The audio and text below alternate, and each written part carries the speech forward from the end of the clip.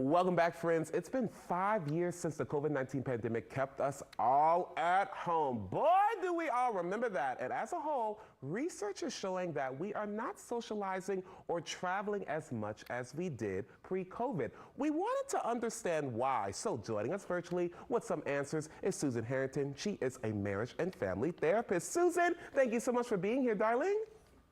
Well, good morning, Malik. I hope you're having a lovely day. I am much better now that you are joining us, and this is very interesting, honestly. So this all comes from a study that you sent us that I also found interesting. Tell us a little bit more about that study, what they researched, and all that jazz.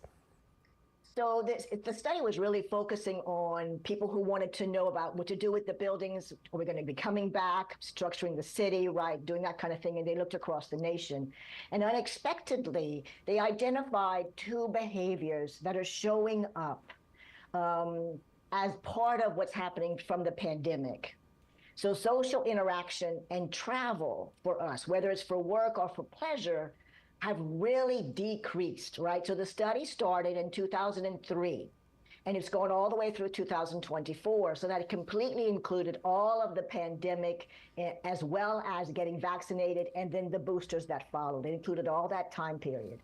And in that time period, you know, we had a steady decline, very slow, steady decline until, of course, 2019, 2020, when the pandemic hit and the lockdown happened. And then there was just this drastic fall. But since 2024, we might have increased in our social interaction and our travel, maybe 25%, like not a lot. We're talking about a drastic decrease, and we might have maybe 25% up. It's not that much. And that's so interesting to me because, you know, for some people, they're like, I consider myself a homebody. I thrive at home. But I'm so curious from a professional perspective, because of course I have my personal perspective. I like to be outside, okay? What are some of the risks of really being in our homes, especially if they find themselves more at home now since the pandemic? So what happens when we stay more at home is that we isolate. And when we isolate, we're less likely to have meaningful connections. And when I read that research article, I was like, but we have all these virtual settings like we're doing today, right? That we could have meaningful connections. And then I was like, well, but the research really suggests other things, other researches. They talk about the importance of eye-to-eye contact, physical connection with other people, and what those things do to our neurotransmitters and realign the pieces that bring in calm. So we're noticing that another piece I want to bring in on a side research is that in the past 60 years, the American weight gain has increased. So we're slowly gaining our average amount of weight. Now, we've known that because there's a lot of things about obesity. However, when we put isolation together, less meaningful connections, then this disconnect event happens that we have listed in this Venn diagram right here.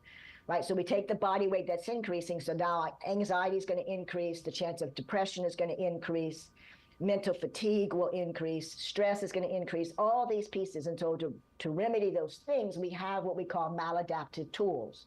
And so a maladaptive behavior would be like misusing substances or other behaviors like overspending and gambling, or maybe too much sex with somebody that lives with us or outside, or even virtual events like that. We'll do different things to make these feelings stop. Overeat, for example, that's the weight gain.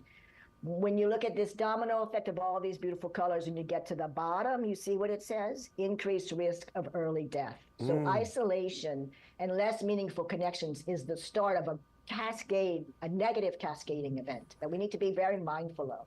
And you know, you have some great advice that how we can all help if we feel like we're at home way too much on a personal level. Use a buddy system, right? Consider relocating your budget so that a portion of the funds can go to traveling back and forth, spending time with friends. Of course, you can do something on a community level. Go to a garden club, find a gym workout buddy, and then really When it comes to an organizational level, we're talking about at your job here, repurpose your office buildings into community living spaces. All of these different things I feel like can be done, but there is a group of people that I feel like has developed social anxiety because of the pandemic, right? It all started when it's like, oh my goodness, I don't know what germs they have. I don't know this, I don't know that. So what is your advice to people who maybe have created social anxiety? Created social anxiety. So you're not talking about the group of people that had it before the pandemic. You're talking about those that just because of and from. So most of those we've learned, regretfully, are our youth, the teenagers who were in high school, the middle kids who were in high school, who in the time of learning how to socially interact with peers and make some very important developmental challenges, got stuck at home for 3 years, right? So it's been very hard on them as the highest population. And so what I believe and what we've learned in the research is really important is to support them at a systemic level. So the family coming into therapy together or putting the children in groups with other peers who've had that same experience so they learn how to build those social skills that they didn't get in high school, in middle school, in elementary school. I really appreciate you for really reframing that conversation, right? Because that's true. I'm thinking about the people who developed it because of the pandemic, but there's a group of people who had it even before the pandemic even started. Correct. Susan Harrington, that's why she's a therapist, okay? I want to thank you so much for joining us today. And listen, if you want to contact Susan, the name of her business, Maison V, 504-452-5937. And look, with that being said, everyone, that'll do it for us. All great day today. But we'll see you back here tomorrow. Until then, I'm Malik Mingo. Make it a great day, Louisiana. Take care of yourselves.